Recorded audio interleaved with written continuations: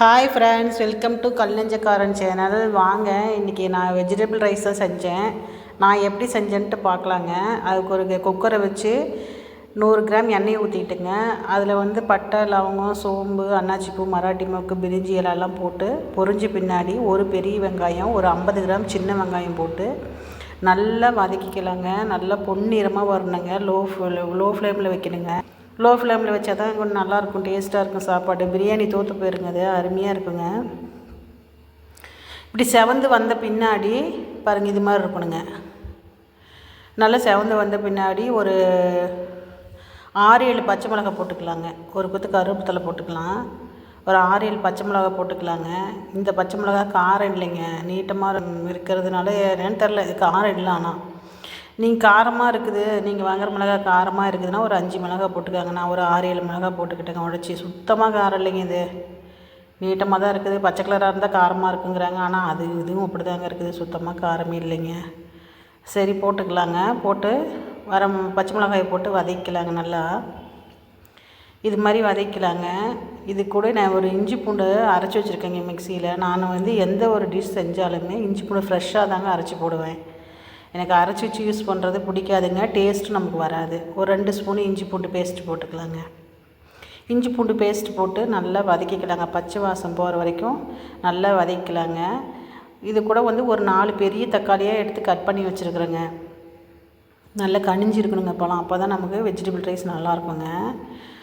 நீங்கள் சின்ன தக்காளியாக இருந்தால் ஒரு 5 எடுத்துக்கோங்க. நான் 4 நல்ல பெரிய தக்காளி, 4 தக்காளி எடுத்துக்கிறேங்க. இது கூட ஒரு 1/2 ஸ்பூன் கல்லுப்பு போட்டுக்கலாங்க. போட்டு நல்லா சுருளை வதக்கிக்கலாங்க. நல்லா வதக்கி தொக்கு மாதிரி, நம்ம தக்காளி தொக்கு மாதிரி வரணுங்க. அப்போ தான் உங்களுக்கு டேஸ்ட் நல்லா புளிப்பு இறங்கும். இது மாதிரி நல்லா இதாகிடணுங்க. இது கூட நம்ம கொஞ்சம் கொத்தமல்லி தலையும் புதினாவும் எடுத்து வச்சுருக்குறேங்க. இது கூட கொஞ்சம் கொத்தமல்லியும் புதினாவும் போட்டு நல்லா வதக்கலாங்க. இது கூட வதங்கும் போது புதினாவும் கொத்தமல்லியும் போட்டு நல்லா வாசமாக இருக்குங்க. நல்லா பிரியாணி டேஸ்ட்டுக்கு இருக்குங்க. இது மாதிரி போட்டு நல்லா வதக்கலாங்க. இது நல்லா வதங்கட்டும். புதினாவும் போட்டுக்கலாங்க. இதனா புதுசாக செய்கிற டிஷ் தான் செஞ்சு நீங்கள் எதுவும் கமெண்ட்ஸ் பண்ண வேண்டாம். இது ஏன்னா நான் எப்படி செய்கிறேங்கிறது உங்களுக்கு சொல்லியிருக்கிறேன். நீங்கள் இது மாதிரி ட்ரை பண்ணி பார்த்துட்டு எனக்கு எப்படி இருக்குன்னு கமெண்ட்ஸில் சொல்லுங்கள். இது கூட ஒரு 1/4 ஸ்பூன் மஞ்சள்தூள் போட்டுக்கலாங்க. ஒரு 1/2 ஸ்பூன் மல்லித்தூள் போட்டுக்கலாம். ஒரு 1/2 ஸ்பூன் பிரியாணி மசாலா பவுடர் போட்டுக்கலாங்க. போட்டுட்டு நல்லா வதக்கலாங்க. இது நல்லா வதங்கட்டுங்க. நல்லா அப்படி வதக்கலாம். நான் இதுக்கு போடுறதுக்காக ஒரு 3 காய் எடுத்து வச்சுருக்கேங்க. உருளைக்கிழங்கு, கேரட்டு, பீன்ஸுங்க. உங்களுக்கு எது விருப்பமான காய்களையும் எடுத்து வச்சுக்கோங்க. உங்களுக்கு எது தேவையோ அதை எடுத்துக்குவாங்க. காலிஃப்ளவர் போடலாம், வேறு எதுவும் காய் வேணால் போட்டுக்கலாங்க. நான் உருளைக்கிழங்கு, பீன்ஸு, கேரட்டு 3 எடுத்து வச்சுருக்குறேங்க. இது கூட மீன் மேக்கரை 1 மணி நேரம் முன்னாடியே சுடு தண்ணியில், கொதிக்கிற தண்ணியில் போட்டு வச்சுட்டேங்க. போட்டு நல்லா அலசி வச்சுருக்கேங்க. ஒரு 2 டைமு நல்லா அலசி போனங்களேன்னா அது ஒரு ஸ்மெல் அடிக்குங்க. ஒரு டைம் சுடு தண்ணியில் அலசிட்டு 2 டைம் பச்சை தண்ணி அலசி நல்லா எடுத்து வச்சுருக்கேன் பாருங்கள், போட்டிருக்கேன்.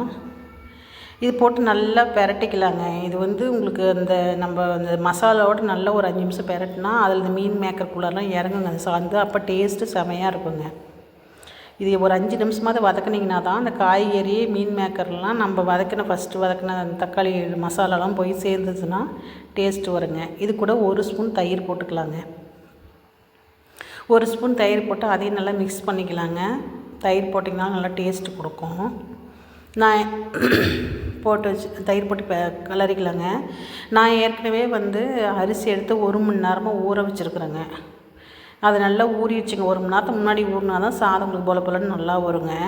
ஒன்றோட ஒன்று ஒட்டாமல் வரும். நம்ம அரிசி போட்டுக்கலாங்க. போட்டுட்டு அரிசி நல்லா கலந்து விட்டுக்கலாங்க. ஒரு 5 நிமிஷம் கலந்தோம்னா அந்த மசால் பூரா அரிசிலேயே ஏறுங்க. அப்போ உங்களுக்கு சாதம் சூப்பர் டேஸ்ட்டாக இருக்குங்க. இது மாதிரி செஞ்சு பாருங்கள். செஞ்சு பார்த்துட்டு எனக்கு எப்படி இருக்குன்னு மட்டும் சொல்லுங்கள். சூப்பராக இருக்குங்க. அப்போ இதுக்கு தகுந்த மாதிரி நம்ம அளவாக தண்ணி ஊற்றிக்கலாங்க. இந்த அரிசிக்கு தேவைப்படுற அளவாக தண்ணி ஊற்றிக்கலாங்க. தண்ணி ஊற்றிக்கிட்டு இது கூட நம்ம கொத்தமல்லி தலையும் புதினா தலையும் மீதி இருக்கிறதையும் போட்டு நல்லா மிக்ஸ் பண்ணிக்கலாம். இந்த ஸ்டேஜில் நாம் உப்பு, காரம் 2ம் பார்த்து நம்ம போட்டு அட்ஜஸ்ட் பண்ணுறோம்னா பண்ணிக்கலாங்க. போட்டு ஒரு மூடி போட்டு ஒரு விசில் விட்டு 5 நிமிஷம் சிம்மில் வச்சு இறக்குனிங்கன்னா வெஜிடபிள் ரைஸ் ரெடிங்க. சூப்பராக இருக்குங்க. இந்த வீடியோ உங்களுக்கு பிடிச்சிருந்ததுன்னா கமெண்ட் பண்ணுங்கள், ஷேர் பண்ணுங்கள், லைக் பண்ணுங்கள். சப்ஸ்கிரைப் பண்ணுங்கள். இது மாதிரி நீங்கள் செஞ்சு பார்த்துட்டு எப்படி இருக்குன்னு எனக்கு கமெண்ட்ஸில் சொல்லுங்கள். சூப்பராக இருக்குது. இது கூட முட்டையும் நான் வெங்காய தயிரும் வச்சுருக்குறேங்க. நீங்களும் இது மாதிரி ட்ரை பண்ணி பார்த்துட்டு எங்களுக்கு எப்படி இருக்குன்னு சொல்லுங்கள். சூப்பராக இருக்குங்க, அருமையாக இருக்கும். இது மாதிரி செஞ்சு பாருங்கள். சாதம் திறக்கிறேன் பாருங்கள், விசில் அடங்கிருச்சுங்க. பாருங்கள், திறந்து காட்டுறேன் எப்படி இருக்குதுன்னு சொல்லிவிட்டு. கொஞ்சம் கூட குலையவே இல்லைங்க சாதம், அவ்வளோ சூப்பராக இருக்குதுங்க. பாருங்கள் எப்படி இருக்குதுன்னு பாருங்கள். உங்களுக்கு கடையில் வாங்குகிற வெஜிடபிள் ரைஸ்லாம் தோற்று போயிருந்தேங்க. சூப்பராக இருக்குங்க. இது மாதிரி செஞ்சு பார்த்துட்டு எனக்கு எப்படி இருக்குன்னு மட்டும் சொல்லுங்கள். பாருங்கள் எப்படி இருக்குன்னு பாருங்கள். கொஞ்சம் கூட சாதம் குலையிலைங்க, அடிப்பிடிக்கிறீங்க. சூப்பராக இருக்குங்க. இது மாதிரி செஞ்சு பார்த்துட்டு ட்ரை பண்ணி பாருங்கள். எல்லோரும் செய்கிறது தான், இருந்தாலும் என்னுடைய ஸ்டைலில் செஞ்சுருக்கிறேன். இது மாதிரி செஞ்சு பார்த்துட்டு எப்படி இருக்குன்னு எனக்கு சொல்லுங்கள். இந்த வீடியோவை ஃபுல் வீடியோ பார்த்துட்டு எனக்கு எப்படி இருக்குன்னு சொல்லுங்கள். பாய்ங்க.